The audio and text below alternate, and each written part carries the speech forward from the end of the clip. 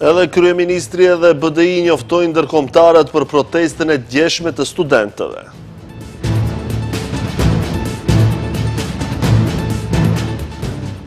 Kreu i gjykatës kushtetuese po vazhdon të rezistojnë ndaj propozimit për futjen e mekanizmit të badenterit në institucionin më të lartë të gjyqësorit në vend. Kryeministri Mickoski paralajmëroi se pas festës së Pashkëve do të ketë masa të reja për të mbrojtur qytetarët nga rritja e çmimeve.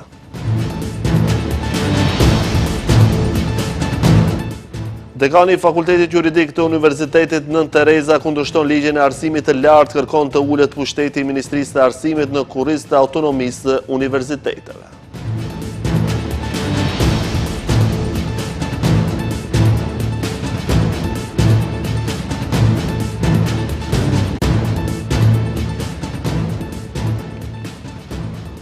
Përshëndetje shikues të nderuar, jemi me lajmet në televizionin Shenja. Përfaqësuesit politik oponent janë mobilizuar për të informuar faktorin ndërkombëtar për protestën e djeshme të studentëve, natyrisht nga perspektiva të ndryshme. Kryeministri Hristian Mickoski njoftoi se ka informuar aleatët në NATO, por edhe BE-n për atë që ka quajtur tentim për destabilizim nga ana e opozitës. Në anën tjetër, edhe nënkryetari i BDI-s Bujar Osmani deklaroi se ka informuar përfaqësuesit e komunitetit ndërkombëtar për, siç thot ai, përpjekjet e qeverisë për të paraqitur protesta studentore si të motivuara politikisht. Shkak protesta e studentëve të hënën alarmohen ndërkombëtarët në disa versione. Kryeministri Hristian Mickoski thotë se ka informuar aleatët në NATO por edhe në BE-n për tentim për destabilizim nga ana e opozitës. Po ashtu edhe nënkryetari i BDI-s Bujar Osmani thotë se ka informuar përfaqësuesit e komunitetit ndërkombëtar për, siç thot ai, përpjekjet e qeverisë për të paraqitur protesta studentore si të motivuara politikisht. Ndërkohë kryeministri është shprehur se po punojnë në gjetjen e zgjidhjes për provimin e jurisprudencës që i njëjti të jetë në përputhje me kushtetutën dhe me standardet ndërkombëtare. Është fakt se kemi mendim negativ nga Komisioni i Venedikut kur bëhet fjalë për dygjuesinë gjyqësor, sepse së pari nuk kemi resurse të mëdha për ta implementuar dhe e dyta nuk garantohet sundimi së drejtës. Dhe për këtë shkak, ata fuqishëm na rekomandojmë që të kthehemi në ligjin e vitit 2008-2009. Njëkohësisht, është fakt se studentët të cilët mësojnë fakultetin juridik në gjuhën amtare, në këtë rast në gjuhën shqipe, kanë të drejtë ta bëjnë këtë, sepse janë pjesë e sistemit arsimor në Maqedoni. Kurse Osmani në anën tjetër thekson se në një moment kur kërkohet zbatimi i plotit të drejtave, është thelbësore që komunikimi me komunitetin ndërkombëtar të bazohet në fakte dhe në paraqitje të drejtë të realitetit. Sot informova përfaqësues të komunitetit ndërkombëtar mbi përpjekjet e qeverisë për të paraqitur në mënyrë të shtrembëruar natyrën e protestave studentore, duke i etiketuar ato si të motivuara politikisht dhe duke krijuar një perceptim të pasakt për realitetin në vend. Theksova se këto përpjekje për të orientuar gabimisht partnerën ndërkombëtar nuk reflektojnë shqetësimet reale të studentëve, të cilat lidhen drejt për drejt me zbatimin e të drejtave ekzistuese. Një ditë më parë mijëra student protestuan duke kërkuar që provimin e jurisprudencës të mund ta japin edhe në gjuhën shqipe. Kërkesa e tyre johoi jashtë kufive, duke gjetur mbështetje edhe te përfaqësuesit politik dhe personazhet publike shqiptar të vendeve fqinje. Edhe pas protestës nga Ministria e Drejtësisë reaguan duke thënë se provimi nuk mund të jepet në gjuhën shqipe.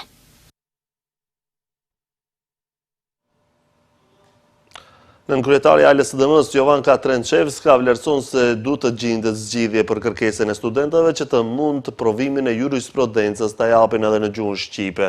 Dhe definitivisht duhet të gjendet zgjidhje që të mund secili të gëzojë të drejtat themelore të njeriut për atë që është në përputhje me ligjin, ka theksuar Trenčevska. Ajo thotë se në qeverisjen e tyre këto çështje kanë qenë të mbyllura, por se përçarjet po i krijon Mickoski. Megjithatë, ajo që është problem dhe frymëzuesit kryesor të gjitha këtyre përçarjeve janë pikërisht Mickoski dhe qeveria. Sot dëgjuam në media se ai do të raportojë në NATO dhe në BE për këtë. Le të themi Mickoski të raportojë si në NATO ashtu dhe në BE, sepse ai po destabilizon situatën në vend. Këto çështje ishin çështje të mbyllura, por meqense qeveria e Mickoskit dhe qeveria e VMRO-s janë në pushtet, po ngrihen përsëri pyetje për përçarje. Deputetja e koalicionit Vlen, Mimoza Musa, tha se për të zgjidhur problemin e jurisprudencës në Shqip është formuar një grup pune që do t'ja analizoj të gjitha ligjet. Sipas saj, Vlen gjatë vitit të parë të mandatit ka realizuar rreth 2800 punësime dhe 800 avancime. Deputetja nga rrethët e Vlenit, Mimoza Musa, në emisionin Debat në Shenja, ka vlerësuar se prania e politikanëve në protestën e studentëve shqiptar lidhur me provimin e jurisprudencës do të japë asaj ngjyrime politike. Ndonëse thot se kjo çështje nuk duhet politizuar. Ajo thekson se në vend të një rezolute pa peshë juridike, janë ndërmarrë hapa konkret për zgjidhjen e çështjes së dhënies së provimit të jurisprudencës në gjuhën shqipe. Ajo sqaroi se është formuar një grup punues në kuadër të qeverisë, i cili do të shqyrtoj të gjitha ligjet që lidhen me këtë çështje. Ne, në vend që të nënshkruajmë një rezolutë e cila nuk ka peshë juridike, kemi ndërmarrur hapa konkret për ta zgjedhur këtë problem, dhe ato duke krijuar një grup punues brenda qeverisë, i cili do shqyrtoj të gjitha ligjet, sepse në dijenin time ekziston një rregullore pune në kuadër të Ministrisë së Drejtësisë. Ajo rregullore parashet certifikatën e noterit dhe juristit që mund të bëhet kërkesë të merret në dy gjuhë, maqedonisht dhe gjuhën shqipe, por nuk është precizuar asnjëherë, domethënë se në cilën gjuhë mund të jepet provimi. Tutje, ajo theksoi se koalicioni Vlen, gjatë vitit të parë të mandatit, ka realizuar rreth 2800 punësime dhe 800 avancime, duke veçuar përfaqësimin e shqiptarëve në institucione, nga ku tha se është rritur për 0.5%. Për këto, deputetja tha se bëhet fjalë për të dhëna nga viti i parë i qeverisjes, pasi për vitin e dytë ende nuk ka statistika të plota. Sipas të dhënave që i kam unë nga Komisioni Kadrovik në vitin e parë, sepse viti i dytë ende s'ka përfunduar dhe nuk kemi statistika të plota, do të thonë në vitin e parë janë realizuar diku 2800 punësime. 2800, lart poshtë nuk do kisha dashur të jap, thonë diku rreth 2800 punësime dhe 800 avancime, edhe përfaqësimi i shqiptarëve në institucione është rritur për 0.5%. Pra vlerësoni si hap pozitiv. Kjo është një hap pozitiv edhe shkon drejt, domethënë në vit të parë të qeverisjes tonë kemi një rritje të përfaqësimit në 0.5%. Sa i përket çështjes për një përçarje të mundshme mes saj dhe zëvendës kryeministrit Arben Fetai, ajo deklaroi se relativisht ka raporte korrekte me të dhe se asnjëherë nuk kanë pasur probleme ideologjike, pasi që ndarjet sipas saj mund të ndodhen kur ka diferenca ideologjike, siç ndodhi me Arben Taravarin. Ajo tha se rruga e tyre me Fetain është për bashkimin e Vlenit, nga ku po ashtu tha se i ka dhënë mbështetjen e tij për të qenë nënkryetare e Vlenit. Kreu i gjykatës kushtetuese po vazhdon të rezistojë ndaj propozimit për futjen e mekanizmit të badenterit në institucionet më të lartë gjyqësorit në vend. Darko Kostadinovski ka porositur se gjyqësori nuk duhet të etnizohet. Kryetari i gjykatës kushtetuese Darko Kostadinovski vazhdon të kundërshtojë idenë e badenterit në këtë institucion. Së fundmi ai ka shprehur këtë torthorazi gjatë takimit me kryeprokurorin Nenad Saveski, ku ka porositur se gjyqësori nuk duhet të etnizohet. Ai madje ka thënë se tentimet e tilla janë goditje ndaj demokracisë. Ai ka thënë se organet politike dhe shtetërore duhet të dëshmojnë kulturë më të lartë kushtetuese juridike dhe politike dhe të përmbahen ndaj çdo lloji ndikimi dhe presioni ndaj gjyqësorit. Tentimet për politizim dhe etnizim të punës së gjykatës kushtetuese dhe të cilit do organ gjyqësor, si dhe krijimi i perceptimit për mosbesim tek institucionet, paraqesin goditje direkte ndaj demokracisë. Është koha që politika t'i largojë duart nga sistemi gjyqësor, ndërsa sistemi gjyqësor të jap rezultate konkrete. Dy bashkëbiseduesit kanë theksuar rëndësinë e sigurimit të pavarësisë maksimale dhe pavarësisë së organeve gjyqësore. Saveski nga ana tjetër theksoi se pa përgjegjësi të qartë dhe rezultate të matshme nuk mund të flitet për sundim të vërtetë të ligjit. Ai shtoi se transparenca është një parakusht i domosdoshëm për forcimin e besimit të qytetarëve në institucione. Mosbesimi në gjyqësor mund të tejkalohet vetëm përmes veprimeve konkrete, implementimin profesional dhe transparencë të dukshme. Sundimi i së drejtës nuk është përcaktim deklarativ, por detyrim i cili kërkon aksion të vazhdueshëm dhe të përgjegjshëm. Kujtojmë se kërkesa për badenter në gjykatën kushtetuese përkatësisht që ligjet që miraton me shumicë të dyfish në kuvend të mos mund të rrëzohen në kushtetuese pa votim të dyfish nga antarët është aktualizuar nga opozita shqiptare. Kjo erdhi pasi disa iniciativa që lidhen me shqiptarët u votuan vetëm nga antarët maqedonas të kësaj gjykate.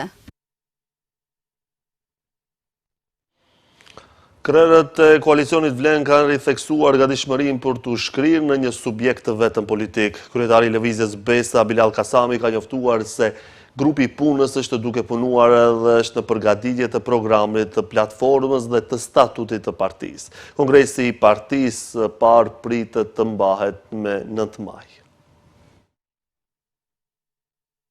Rrugëtimin si një parti Vlen pritet ta fillojë më 9 maj të këtij viti, kur edhe zyrtarisht do të mbajnë kongresin e parë të partisë. Bilal Kasami, një nga krerët e këtij koalicioni, ka njoftuar se grupi i punës është duke punuar dhe është në përgatitje të programit, platformës dhe statutit të partisë. Në Vlen, vazhdon punët grupi i punës në drejtim të koordinimit të aktiviteteve për përgatitje të kongresit të parë, i cili është dakurduar të jetë me 9 maj.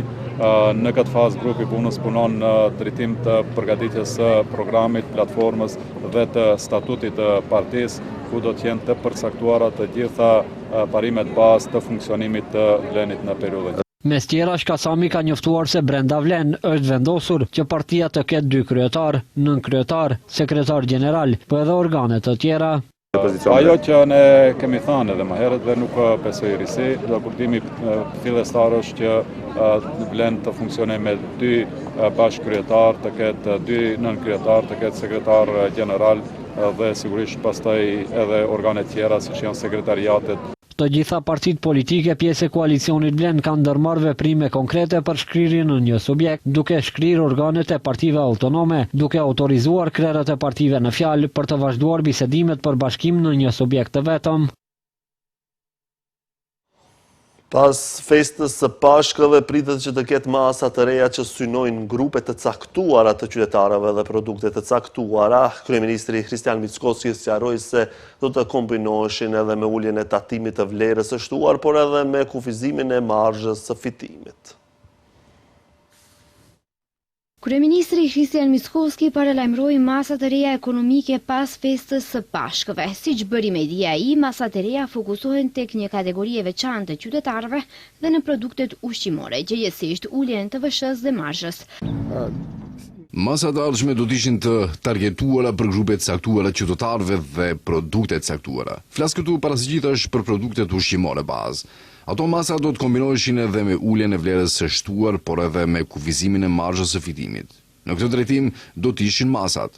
Sipas llogaritjeve të qeverisë, inflacioni për marsin pritet të jetë midis 4.5 dhe 5%, ndërsa shtoi se një rritje e lehtë u vure në gjysmën e dytë të marsit.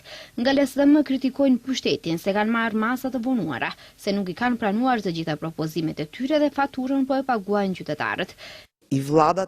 Deklaratat dhe arsyetimet e pushtetit janë absurd. Mickoski thoshte se ne jemi ekonomia e tretë më e madhe në Evropë, ndërsa zëdhënësja e tij Maria Miteva thoshte se prodhimi bruto i brendshëm po rritet me 2.8%. Pra nëse jemi ekonomia e tretë më e madhe në Evropë, pse nuk është rritur paga minimale në 600 euro dhe pse nuk janë futur pako të posaçme ndihme për qytetarët në nevojë? Në seancën e jashtëzakonshme të qeverisë që u mbajt të dielën, u mor vendim për uljen e akcizës së derivateve të naftës dhe vazhduan masën për uljen e TVSH-s së derivateve. Lidhja e sindikatave të Maqedonisë do të protestojë me 1 maj në ditën ndërkombëtare të punës. Kryetari i LSM Slobodan Trendafilov tha se rritja e pagave është e domosdoshme. Atëherë kur duhet të pushojnë, punëtorët do të rikthehen në rrugët e Shkupit më 1 maj, por jo për të festuar, por për të protestuar. Kryetari i lidhjes së sindikatave të Maqedonisë, Slobodan Trendafilov, njofton edhe për një protestë masive më 1 maj, përkatësisht në ditën ndërkombëtare të punës. Ata kërkojnë rritje të menjëhershme të pagave, duke theksuar se standardi jetësor i qytetarëve vazhdon të përkeqësohet. Kreu i LSM-s bëri të ditur se protesta do të mbahet më 1 maj me fillim nga ora 11. Lidhja e sindikatave të Maqedonisë që nga fillimi i vitit ka organizuar disa protesta dhe disa blokada dhe ne vazhdojmë me protestat pra me 1 maj. Dalim sërish në rrugë së bashku me punëtorët, duke qenë se është vikend i zgjatur. Këtë konferencë për shtyp e mbajmë sot që të gjithë punëtorët të planifikojnë nëse pagat e tyre janë rritur mjaftueshëm për të përballuar një vikend të zgjatur për 1 maj, apo do të na bashkohen në rrugë krah për për të luftuar që pagat e tyre të rriten edhe më shumë. Duke pasur parasysh arritjen e çmimeve, Trëndafilov tha se arritja e pagave është e domosdoshme, ndaj ai bëri thirrje për të gjithë punëtorët dhe sindikatat e tjera që të bashkohen në protestë.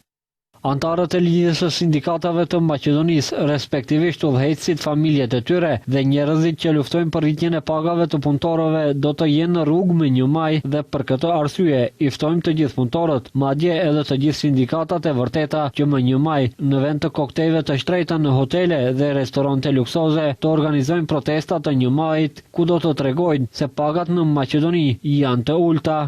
Sipas të dhënave që kanë siguruar nga institucionet, Trëndafilov njoftoi se rreth 50% e punëtorëve në vend marrin paga më të ulta se 600 euro. Nga LSM thonë se paga minimale është harmonizuar pa pëlqimin e sindikatave dhe pa dialog social, gjë që sipas tyre ka dëmtuar drejtpërdrejt punëtorët. Maqedonia e Veriut mbetet dukshëm nën mesataren e Bashkimit Evropian për bruto prodhimin vendor për frym, duke arritur rreth 42% të nivelit mesatar të BE-s. Të dhënat e Eurostat tregojnë dallime të mëdha ekonomike në Evropë, ku vendet më të zhvilluara si Luksemburgu dhe Irlanda janë shumë mbi mesataren. Pavarazit mbeten të theksuara si brenda BE-s, ashtu edhe mes BE-s dhe vendeve kandidate. Të dhënat më të fundit të Eurostat për vitin 2025 tregojnë se Maqedonia e Veriut vazhdon të mbetet dukshëm në mesataren e Bashkimit Evropian për bruto prodhimin vendor për frym, duke reflektuar hendekun ekonomik mes vendeve të rajonit dhe atyre të zhvilluara europiane. BBV për frym, i shprehur në standardet të fuqisë blerëse, ka shënuar dallime të mëdha në të gjithë Evropën. Mesatarja e BE-s është vendosur në indeksin 100, ndërsa vendet më të zhvilluara si Luksemburgu dhe Irlanda e tejkalojnë këtë nivel me më shumë se 2 fysh. Në këtë kontekst, Maqedonia e Veriut si vend kandidat për antarësim në BE arrin vetëm 42% të mesatarës europiane të BPV-s për frym, duke u renditur në mesin e vendeve me nivel më të ulët ekonomik në kontinent. E njëjta përqindje vlen edhe për Shqipërinë, ndërsa vendet e tjera të rajonit si Serbia dhe Mali i Zi qëndrojnë disi më mirë, por ende larg standardeve të BE-s. Raporti thekson se dallimet ekonomike midis vendeve burojnë kryesisht nga produktiviteti i punës dhe niveli i punësimit. Vendet e Evropës lindore, përfshirë edhe Maqedoninë e Veriut, vazhdojnë të përballen me sfida strukturore që ndikojnë në rritjen ekonomike dhe standardin e jetesës. Ndërkohë, në vitin 2025, vetëm 10 nga 27 vende anëtare të BE-s janë mbi mesataren, duke përfshirë rreth 1/3 e popullsisë së Unionit. Kjo tregon për pavarazit të theksuar ekonomike brenda vetë BE-s, por edhe një hendek të madh me vendet që synojnë antarësimin. Të dhënat e shprehura në Eurostat tregojnë se mesatarja e BPV-s për frymën në BE arrin rreth 41.600 euro, ndërsa në vendet më të zhvilluara kjo shifër i afrohet ose tejkalon 100.000 euro. Për vendet si Maqedonia e Veriut, këto nivele mbeten ende objektiv afatgjat. Edhe verzioni aktual i ligjit të përmirësuar për arsim të lartë ka nevojë serioze për përmirësim. Këtë e ka deklaruar dekani i Fakultetit Juridik të Universitetit Nën Tereza, Aleksandar Petkovski, i cili tha se duhet ulur pushteti i Ministrisë së Arsimit në kurriz të autonomisë së universiteteve. Dekani i Fakultetit Juridik pranë Universitetit Nën Tereza, Aleksandar Petkovski, ka zbuluar vërejqet për ligjin e përmirësuar për arsim të lartë, i cili së shpejti pritet të jetë në procedurë parlamentare për miratim. Profesor Petkovski, i cili mediave ju drejtua në gjuhën shqipe, tha se parimisht ligji është i pranueshëm, por ka gjëra që duhet ndryshuar me patjetër, edhe në verzionin tashmë të përmirësuar të draft ligjit. Drejtimi i parë është lidhur me ato kriteret të cilat profesorët duhet t'i plotësojnë për zgjedhje, rizgjedhje dhe avancimeve, dhe pjesa tjetër është pjesa e ndikimit të ministrisë dhe ministreshës ndaj universiteteve. Prandaj mendojmë se Mashi tash ka me shumë ndekime, të cilat duhet pak t'i zvogëllojmë, që të jemi në përputhje me parimin e autonomisë të universitetit. Njoftoi se vërejtjet e përgatitura nga Komisioni për vlerësimin e ligjit pranë Universitetit Nën Tereza veçmë janë dorëzuar deri tek Ministria e Arsimit dhe Shkencës. Ai deklaroi se do të marrin pjesë edhe në debatet e organizuara në kuvent, ku para deputetëve do të tregojnë se pse vërejtjet e tyre duhet të merren parasysh. Sipas Petkovskit, në ligj ka pikë përmes të cilit ministresha mund të shuajë universitetet. Bile edhe ministresha me ligjin e ri mund të anullon një akt universitetit, mund të shuhet universitetit. Me kuptoni, ka shumë përparësi ose fuqi ndaj universiteteve dhe sipas rregullave për procedura administrative ne duhet të jemi barabartë. Ligji, gjykata administrative duhet të jetë organi që do të vendos nëse ne kemi një mos pajtim midis ministrisë dhe universitetit. Pas disa debateve publike të organizuara në universitetet e vendit, draft ligji për arsim të lartë u tërhoq dhe për të dytën herë u publikua me disa nga vërejtjet e marra parasysh. Ndërkaq, edhe për të dytën herë, pas publikimit universitetet kanë vërejtje serioze për draft ligjin në fjalë. Kujtojmë se vetëm Universiteti Nën Tereza mbrëm ka dorëzuar 8 faqe të mbushura me vërejtje për draft ligjin e përmirësuar për arsim të lartë.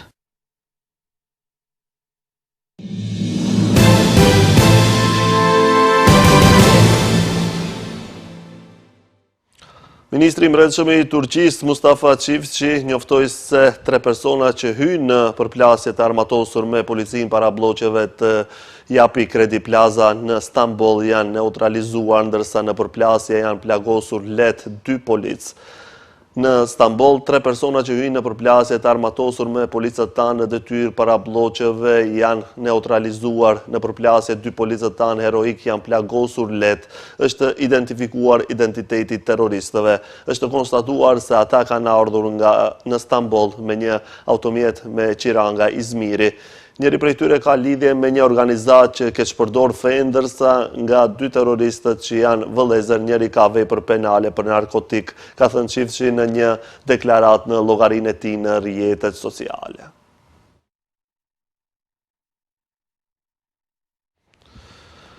SHVA kryen 10 sulme kundër objektivave ushtarake në ishullin Karg të Iranit në të hënën vonë në mbrëmje dhe të martën herët në mëngjes, tha një zyrtar i lartë amerikan për Fox News. Ndërkohë, një zyrtar iranian u ka bërë thirrje të rinjeve të formojnë zinxhir njerëzor rreth termocentraleve në të gjithë vendin, ndërsa afati i caktuar nga presidenti SHBA-s Donald Trump për Teheranin për të rihapur ngushticën e Ormuzit po skadon së shpejti.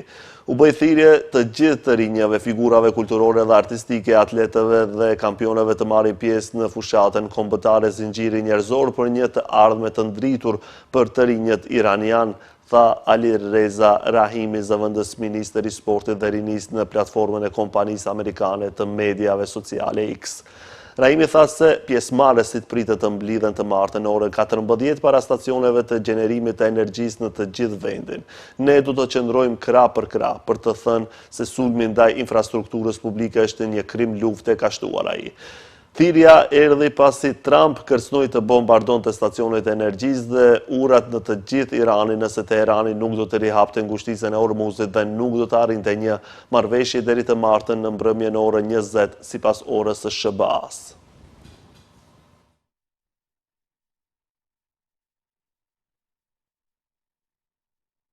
10 palestinez u vranë dhe 44 të tjerë u plagosën në sulmet izraelite në të gjithë rripin e Gazës gjatë 24 orëve të fundit, ka thënë Ministria e Shëndetësisë të martën, ndërsa Izraeli vazhdoi shkeljet e përditshme të një anëpushimi në fuqi që nga tetori i kaluar.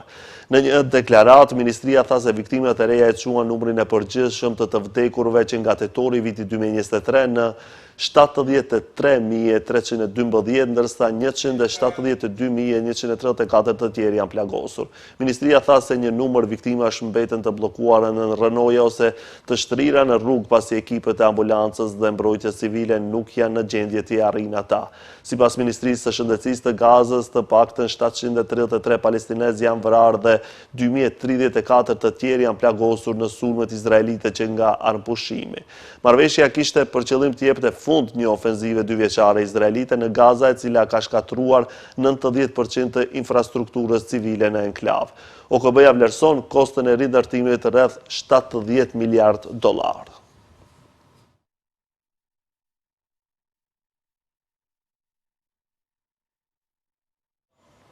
Astronautët e misionit Artemis 2 të NASA se përmbyllën me një rekord historik misionin e tyre drejt hënës, duke udhëtuar më larg nga toka se çdo kush tjetër, e tashmë ka nisur kthimin. Anija kozmike Orion arriti një distancë maksimale prej rreth mbi 400.000 kilometrash nga planeti Ynë, duke të kaluar kështu rekordin e Apollo 13 të vitit 1970. Gjatë misionit, 4 astronautët vëzhguan anën e largët të hënës dhe dëshmuan një eklips diellor të dukshëm vetëm nga hapësira.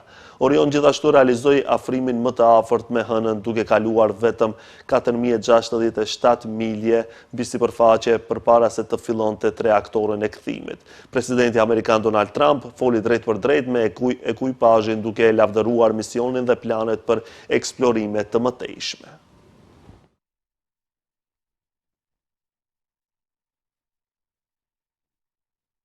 Lajmi për Ligën e Kampionëve ishte i fundit për këtë edicion informativ. Faleminderit për vëmendjen, bashkë, mirupafshim.